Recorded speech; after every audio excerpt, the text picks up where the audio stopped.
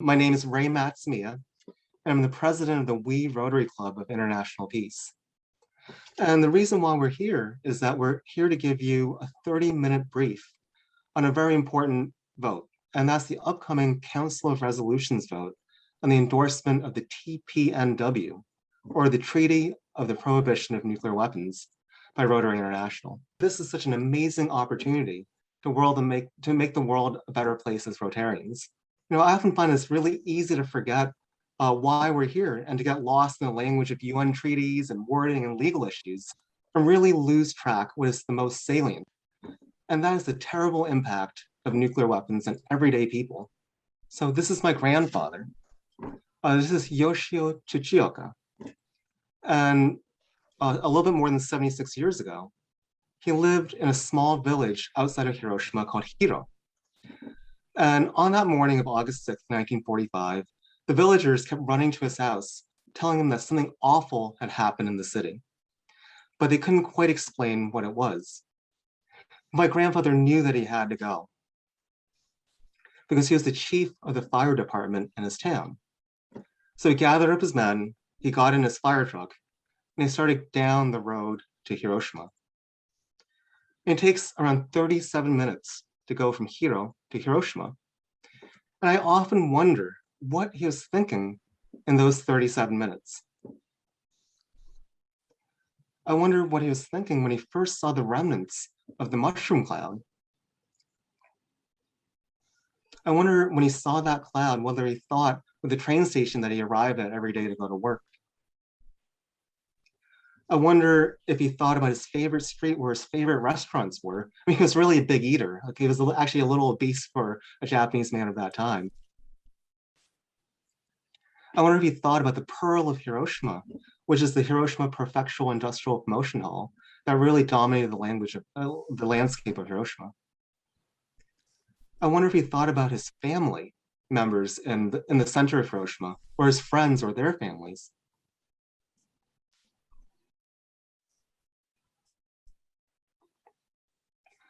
When my grandfather arrived in Hiroshima on August, he arrived to hell. The city was completely flattened and burning. This is what it looked like near the train station. This is the Industrial Promotion Hall. This is the Hiroshima that my grandfather knew. This is Hiroshima shortly before the bomb. You can see how packed and dense the city is. It's teeming with life. And this is Hiroshima afterwards. I think this poem captures it really well. Hiroshima, nothing, nothing, old and young, burned to death. City blown away, a socket without an eyeball, white bones scattered over reddish rubble. Above, sun burning down, city of ruins, still as death. Because what had happened was that there was a weapon unleashed on the tiny, frail, flesh and blood creatures of Hiroshima. It was a weapon that harnessed the very bonds of the universe. And at the hypocenter, the heat reached over 100 million degrees Celsius. That's hotter than the surface of the sun. So it did tremendous damage to buildings, twisted metal. It fused all the coins of a bank together. But really, the impact on humans was almost supernatural. People were vaporized, and their shadows were left on buildings and stairs. People that were wearing dark patterned clothing had that pattern branded onto their skin by the flash of the bomb. By the end of 1945, there was over 140,000 people that were killed by this weapon. And this is a little known fact, but there were over 6,500 orphans. This means that each one of these little kids, their mother, their father, their aunts, their uncles, their nieces, their nephews, everyone that could take care of them were lost in the bomb. And there were 6,500 of these kids. There were over 650,000 hibakusha, or victims of the bomb. As I mentioned before, 140,000 people died in that first year, but many more died after that from radiation poisoning, from leukemia, from cancers. And that's one of the terrible things about the bomb, is that it just keeps impacting people even after it explodes. When I think back to my grandfather, I just can't imagine what he must have saw or what he felt during the 2 days he was in Hiroshima helping the victims. You know, he was a really happy, gregarious guy. He was the guy that everyone knew in town. And the bomb changed him. He really didn't talk much about the bomb. I think a lot of it was too horrible to comprehend. But my grandmother once talked about how he mentioned really a horrific scene, in that when he looked over the bridge at the river, they saw hundreds of bodies that were like boiled meat floating in the river with an unbelievable foul smell. And that was an image that he just couldn't get out of his head. So the atomic bomb really impacted my grandfather in 3 different ways. The first was mental. You know, as I said before, he was a really gregarious guy. He was such a strong man. My mother told me that she was often so scared late at night because she'd get woken up by him crying in his bedroom. He also never ate meat after August 6th, 1945. I speculate that what he saw on the bridge had a lot to do with it. It also affected him physically. About a week after he left Hiroshima City, he felt a strange pain in his left eye. And about a week after that, he lost it to the radiation that he was exposed to. And lastly, I think most importantly, was it changed him philosophically. It completely changed the way he looked at life. And until the day he died, he was always guided by these lessons of Hiroshima. The first was that he really believed that he saw the end of the world in a city. And he realized if there was another wide-scale war where these weapons, these atomic weapons, were used frequently, like on Hiroshima, that it would really be the end of the world. So he really believed that there could be no more Hiroshimas ever again, no more nuclear weapons. He also deeply believed that it was your responsibility, my responsibility, every single person on Earth's responsibility to do their part to work for peace. And you know, this vision of a peaceful world without nuclear weapons wasn't just limited to my grandfather. It was many, many victims of the bomb shared the same ethos. The entire city of Hiroshima is built on this idea. But it's not just my grandfather or the Hibakusha or Hiroshima. It's really the vast majority of people in this world want a world that is peaceful without nuclear weapons.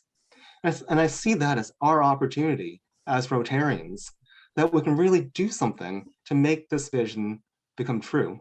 I'm very happy to pass it on to one of the foremost experts in this field, is Dr. Ira Helfand, and the floor is yours, Ira. Hiroshima and Nagasaki were very, very powerful warnings of the danger that nuclear weapons pose. But perhaps the thing that we most need to understand about Hiroshima and Nagasaki is that the horrible destruction that occurred there, which Ray has just described to us, does not begin to prepare us for what is going to happen if nuclear weapons are used again. Because if there is a nuclear war, it's not going to be one Hiroshima-sized bomb on 1 or 2 cities. It's going to be many bombs, each of which will be many times bigger than the Hiroshima bomb, dropped on many cities. And the destruction that was visited on Hiroshima and on Nagasaki will be visited in an even larger scale on cities all over the world. Looking at the pictures, when I was looking in the gallery view, many people on this call are old enough to remember how terrified we were in the 1980s, how frightened we were that there would be a nuclear war, and how unbelievably relieved we were when the Cold War, to our great surprise, ended. And we all felt, at least for a short time, that the danger had passed, that we had dodged the bullet, that we did not need to worry about nuclear war. The problem, of course, is that the weapons never went away. Thousands of them were dismantled, but tens of thousands remained. And in the last 4 or 5 years, the danger of nuclear war has grown dramatically. Relations between the United States and Russia have deteriorated dramatically, between the United States and China. The ongoing simmering conflict between India and Pakistan nearly erupted twice into war last year. These are both nuclear armed countries. If they go to war again, it is almost certain it will be a nuclear war. And as a result of these factors, and also as a result of climate change, which is making the world more unstable, pushing us all towards greater conflict as essential resources become more and more scarce. As a result of all of these factors, leading experts now tell us we are closer to nuclear war than we ever were during the Cold War. That's the assessment of William Perry, the former Secretary of Defense in the 1990s. It's the assessment of the panel of experts at the Bulletin of the Atomic Scientists who have set their iconic doomsday clock to 100 seconds to midnight, the closest it has ever been to nuclear war, closer than it was during the Cuban Missile Crisis, closer than it was during the early 1980s. And the problem is that while the experts are telling us that nuclear war is on the horizon, we're not paying attention as a society. Back in the 1980s, if you asked people, what are the big problems in the world today? Preventing nuclear war was number 1 or number 2 on everybody's list. If you ask people today, what are the big problems facing the world? Preventing nuclear war does not occur on almost anybody's list. It's just out of sight, out of mind, and off the table. And as a result of that, there is not the kind of public demand for a new nuclear policy that there was in the 1980s, and which actually worked. The millions of people who raised their voices in the 1980s brought about a profound change in US and Soviet nuclear policy and got Reagan and Gorbachev to understand that nuclear war could never be won and must never be fought, and got them to bring about the end of the Cold War arms race and to almost agree to the complete elimination of nuclear weapons. Now, we understand today that not only is nuclear war a real possibility, but that the danger of nuclear war is growing, and that unless we take definitive action to get rid of these weapons once and for all, nuclear war is going to happen. That is what our future will be if we don't act. But we can act. This is not the future that needs to be. Nuclear weapons are not a force of nature. These are little machines that we have built with our own hands, and we know how to take them apart. We've already dismantled thousands of them. We just need to create the will amongst our leaders to reach the agreements necessary to dismantle the weapons that remain. For many of us, hearing about this, listening to Ray's story, listening to the great danger that we face today, it's kind of overwhelming. We think, I'm one person. What can I do about a huge problem like this? For those of us in Rotary, that's not our situation. We are not alone. We are part of a family of 1.2 million people all across this planet who have all committed to putting service before self. And if we, all of us, act together to demand the elimination of these weapons before they eliminate us, we can be successful. And we need to understand that, because with that potential comes a tremendous responsibility. We can't duck out of this saying there's nothing I can do about it. We have the power to save the world, and we have to use it. Now, Anne's going to talk to you in a minute about a specific mechanism for doing that. I just want to close my remarks by saying that I think all of us joined Rotary because we did want to put service above self. We have been given the opportunity to save the world. It is the best thing any of us can ever do with our life.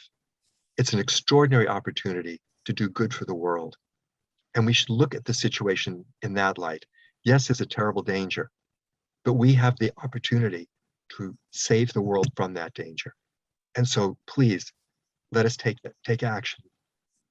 And if we all work together, we're going to come through this okay. And we're going to be able to bequeath this beautiful planet to our children and our grandchildren.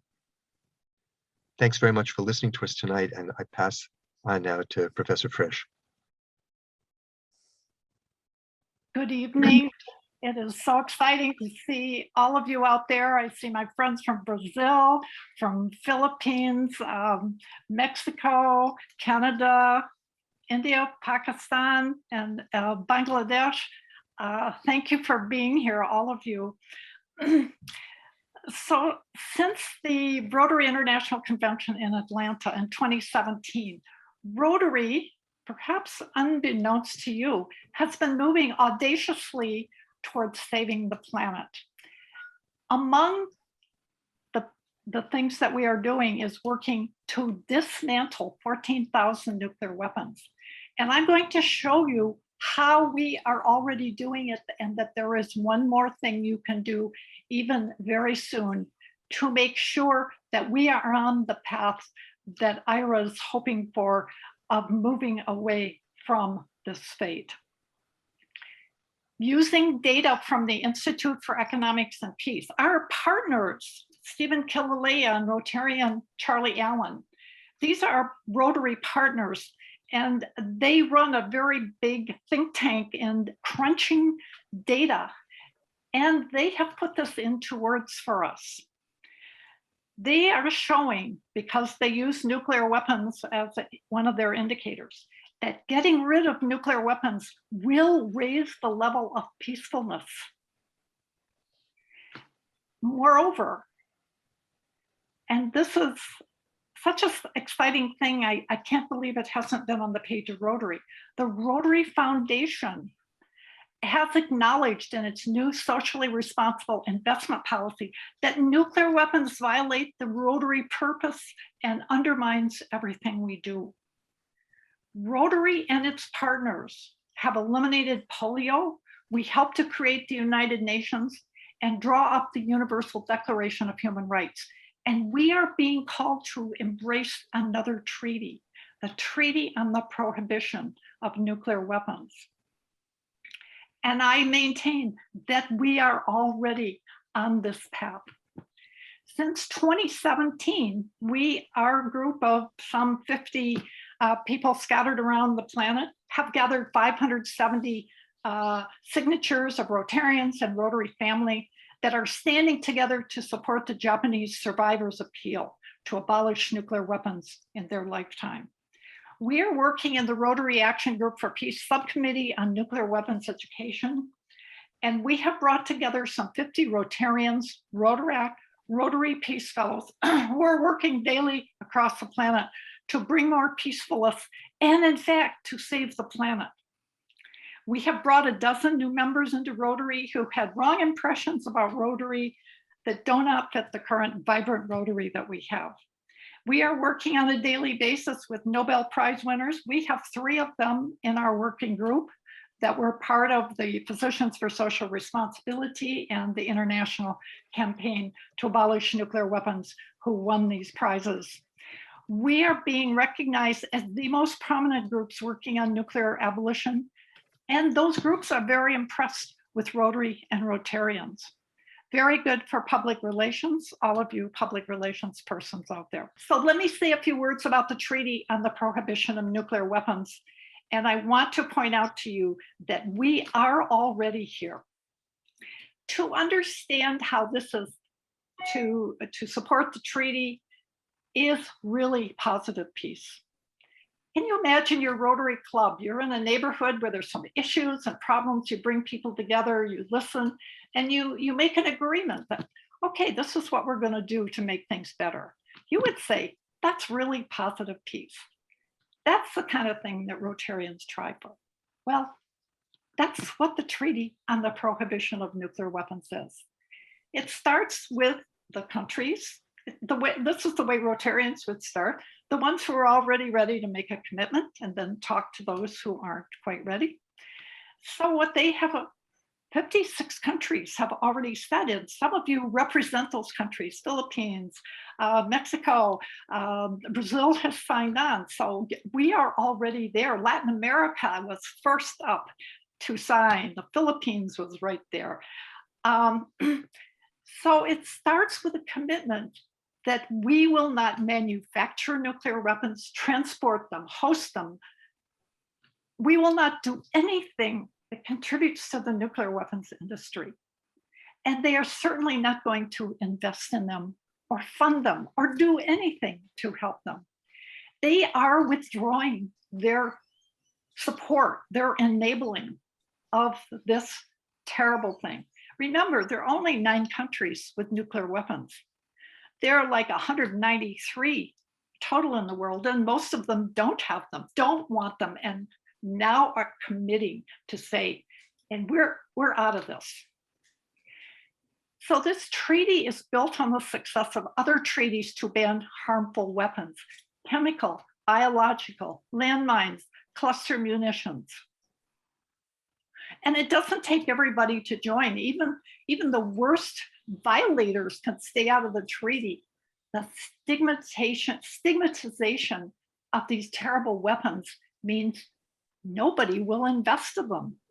They want to get out of them. Yikes. We don't want to do this.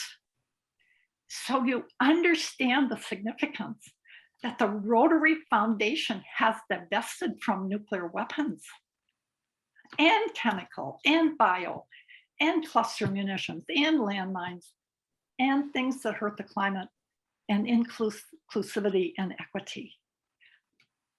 This is a very big thing. So we have already done with our money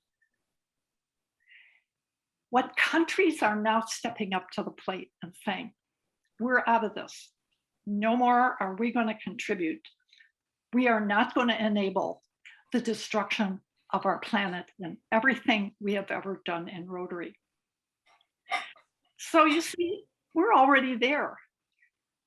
There is absolutely no reason why can't we say, we support the Treaty on the Prohibition of Nuclear Weapons. We already did the first thing that we can do, and it will be a big thing, not only for Rotarians, but for the world. All the money that we raise and send to Rotary to hold for us to make some interest on the money, it's now going for good in our investment in the first phase of our fundraising. And then when we get it back to use on our project, we use it for the things that are so important. We are already doing what the 56 countries that have ratified are now committed to doing. So we are committed. Let's take the next step and say, we're on board with the Treaty on the Prohibition of Nuclear Weapons. All of you who are Council on Resolutions representative, and I see some of you out there, you are the ones who can actually do this. And you can elbow your friends in other districts and say, you know, we've already started on this path. So that's very exciting. And when we do this, other business and professional organizations will do it too. So we're on the path together. So let's say yes to that resolution in the Council of Resolutions.